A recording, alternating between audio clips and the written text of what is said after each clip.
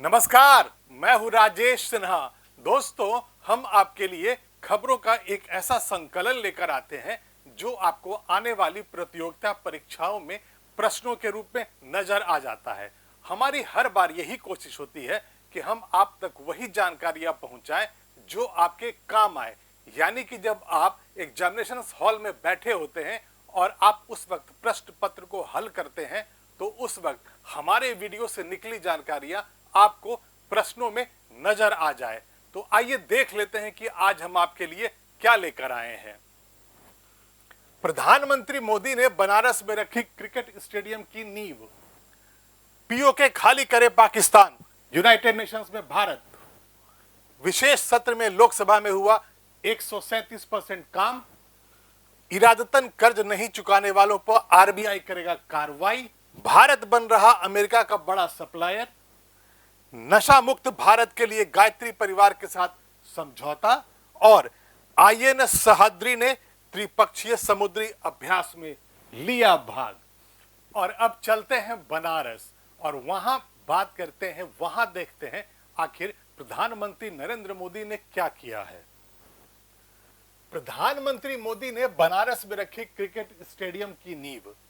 प्रधानमंत्री मोदी ने 23 सितंबर 2023 को उत्तर प्रदेश के वाराणसी में इंटरनेशनल क्रिकेट स्टेडियम की नींव रखी है। इस समारोह में राज्य के मुख्यमंत्री योगी आदित्यनाथ भी शामिल थे। उनके अलावा पूर्व क्रिकेटर कपिल देव, सुनील गावस्कर, सचिन तेंदुलकर, रवि शास्त्री, दिलीप वेंगसरकर, बीसीसीआई अध्यक्ष रोजर बिन्नी, बीसीसीआई सचिव जय शाह समेत कई बड़ी हस्तियां इस कार्यक्रम में शामिल हुई। कार्यक्रम के दौरान मंच पर सचिन तेंदुलकर ने प्राइम मिनिस्टर मोदी को नमो नाम वाली टीम इंडिया की एक जर्सी भी भेंट की। अब एक नजर डाल लेते हैं इस बनने वाले क्रिकेट स्टेडियम के ऊपर। प्रधानमंत्री मोदी ने जिस क्रिकेट स्टेडियम की आधारशिला रखी है, उस पर 450 करोड़ रुपए खर्च होंगे। इसके निर्माण का काम 2025 तक पूरा होगा। त्रिशूल के आकार के फ्लड लाइट्स लगाए जाएंगे। डमरू के आकार का मीडिया सेंटर बनेगा। साथ ही अर्धचंद्राकार छत्र बनाए जाएंगे। स्टेडियम का निर्माण 31 एकड़ क्षेत्र पर में फैला होगा। 30,000 दर्शकों के बैठने की इसमें क्षमता होगी। और स्टेडियम में 7 पिच बनाई जाएगी। और अब आगे बढ़ते हैं और बात करेंगे यूनाइटेड नेशंस की। पीओके खाली करे पाकिस्तान, यूनाइटेड नेशंस में भारत ने कहा। भारत ने संयुक्त राष्ट्र महासभा में कश्मीर मुद्दा उठाने के लिए पाकिस्तान को जमकर लताड़ लगाई है। भारतीय मिशन की फर्स्ट सेक्रेटरी पेटल गहलोत ने कहा कि पाकिस्तान पीओके को खाली करे और आतंकवाद के खिलाफ कड़ा एक्शन ले।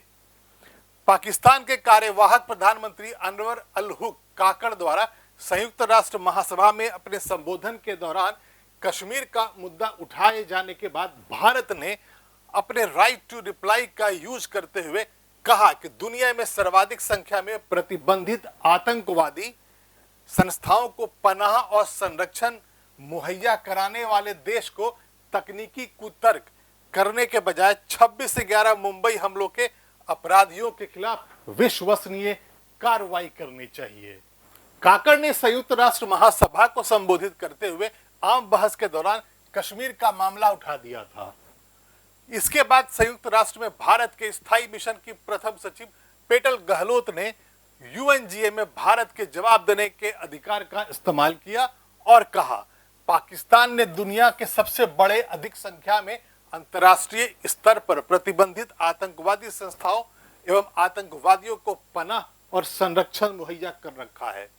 हम पाकिस्तान से मांग करते हैं कि वो तकनीकी कुतर्क में शामिल होने के बजाय मुंबई में हुए आतंकवादी हमलों के अपराधियों के खिलाफ विश्वसनीय कार्रवाई करे, जिनके पीड़ित 15 सालों से न्याय मिलने की उम्मीद लगाए हैं। उन्होंने कहा कि दक्षिण एशिया में शांति स्थापित करने के लिए पाकिस्तान को 3 स्तर पर कार्रवाई करने की जरूरत है। गहलोत ने कहा, सबसे पहले सीमा पर आतंकवाद को रोक लगाएं और आतंकवाद के इस बुनियादी ढांचे को तत्काल बंद किया जाए। दूसरी बात, अवैध और जबरन कब्जे वाले भारतीय क्षेत्रों को खाली करे, यानी पाकिस्तान पीओके को खाली कर दे। तीसरी बात, पाकिस्तान में अल्पसंख्यकों के मानव अधिकारों पर लगातार हो रहा गंभीर उल्लंघन बंद किया जाए। काकड़ ने कहा था कि पाकिस्तान भारत सहित अपने सभी पड़ोसी देशों के साथ शांतिपूर्ण और उपयोगी संबंध बनाना चाहता है। उन्होंने कहा था, पाकिस्तान और भारत के बीच शांति के लिए कश्मीर अहम है। भारतीय अधिकारी गहलोत ने दोहराया कि जम्मू कश्मीर और लद्दाख केंद्र शासित प्रदेश भारत के अभिन्न अंग हैं। उन्होंने कहा, जम्मू कश्मीर और लद्दाख केंद्र शासित प्रदेशों संबंधी मामले भारत के पूरी तरह से आंतरिक मामले हैं। हमारे घरेलू मामलों पर टिप्पणी करने का पाकिस्तान को कोई अधिकार नहीं है। और अब बात करेंगे संसद के अभी हुए विशेष सत्र के बारे में। विशेष सत्र में लोकसभा में 137% हुआ काम। संसद के 21 सितंबर 2023 को समाप्त हुए विशेष सत्र में लोकसभा और राज्यसभा दोनों में निर्धारित समय से अधिक कामकाज हुआ। पीआरएस लेजिस्लेटिव रिसर्च के आंकड़ों के अनुसार 17वीं लोकसभा में अब तक केवल यही एक ऐसा सत्र रहा है जिसमें कार्यवाही स्थगित होने की वजह से कामकाज बाधित नहीं हुआ, यानी लगातार कामकाज होता रहा, एडजर्नमेंट्स नहीं लिए गए। पीआरएस लेजिस्लेटिव रिसर्च के आंकड़ों के अनुसार लोकसभा की बैठक कुल 31 घंटे से अधिक समय तक चली, जो 22 घंटे 45 मिनट के निर्धारित समय से करीब 8 घंटे अधिक है। इसका मतलब यह है कि जो निर्धारण किया गया था घंटों का इस विशेष सत्र का लोकसभा इस बार उससे ज्यादा काम कर गई, यानी 8 घंटे ज्यादा काम किया लोकसभा ने। इससे लोकसभा में निर्धारित समय का करीब 137% अधिक कामकाज हुआ। वहीं राज्यसभा में 21 घंटे 45 मिनट के निर्धारित समय की तुलना में 27 घंटे 44 मिनट का कामकाज हुआ और इस प्रकार उच्च सदन में इसके निर्धारित समय का 128% ज्यादा काम किया गया। संसद के विशेष सत्र में दोनों सदनों में महिला आरक्षण विधेयक पारित किया गया, जो इस सदन में पारित किया गया एकमात्र विधेयक है। लोकसभा में इस बार कार्यवाही स्थगित होने की वजह से बिल्कुल भी समय बर्बाद नहीं हुआ। वहीं राज्यसभा में कार्यवाही स्थगित होने की वजह से करीब 1.5 घंटे का नुकसान हुआ है। आंकड़े बताते हैं कि इस सत्र में अब तक दूसरी सबसे अधिक कार्य उत्पादकता रही। इससे पहले 2020 के मॉनसून सत्र में लोकसभा ने अपने निर्धारित समय का 145% काम किया था, यानी 2020 के मॉनसून सत्र में भी लोकसभा ने निर्धारित समय से ज्यादा कामकाज किया। पीआरएस की रिपोर्ट के अनुसार लोकसभा ने विशेष सत्र में अपना 64% समय चर्चाओं में, 33% समय विधायी कामकाज में लगाया। वहीं राज्यसभा ने चर्चाओं पर 51% और महिला आरक्षण विधेयक पारित कराने में 45% का समय लगाया। अगली खबर आरबीआई और उन लोगों के बारे में है जो एक बार कर्ज ले लेते हैं बैंकों से और वो इस हालत में भी होते हैं कि वो कर्ज को वापस लौटाएं, लेकिन वो बैंक के कर्जों को वापस नहीं लौटाते हैं, यानी वो विलफुल डिफॉल्टर्स होते हैं।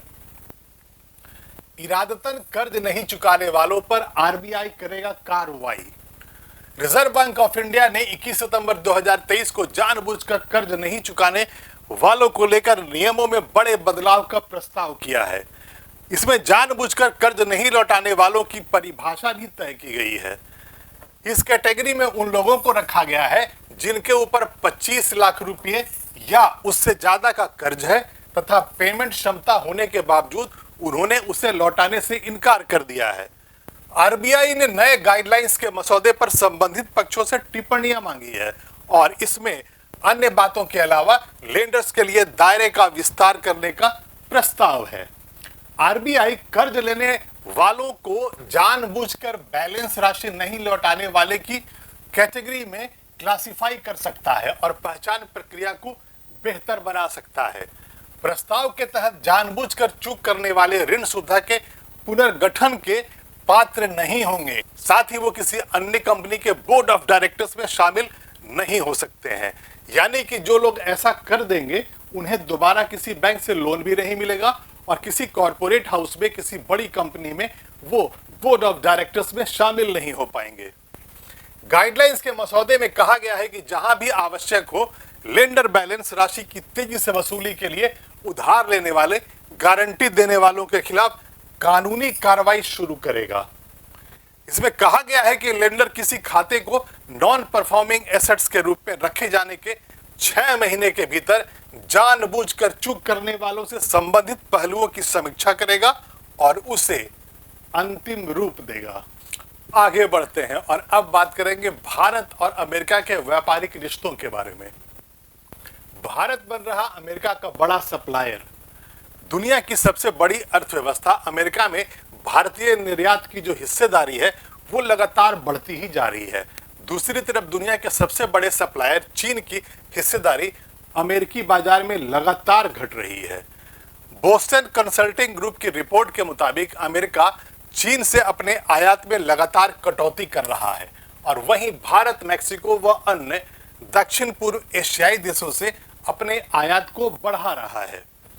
भारत पिछले कुछ सालों से मैन्युफैक्चरिंग हब बनने की लगातार कोशिश कर रहा है और कई सेक्टर में भारत को सफलता भी मिल गई। भारत ने 14 सेक्टर में अपनी मैन्युफैक्चरिंग बढ़ाने के लिए प्रोडक्शन लिंक्ड इंसेंटिव स्कीम भी लॉन्च की है। इस बीसीजी रिपोर्ट के मुताबिक पिछले 5 सालों में भारत अपने प्रयासों से मैन्युफैक्चरिंग सेक्टर में वैश्विक विजेता बनकर उभरा है।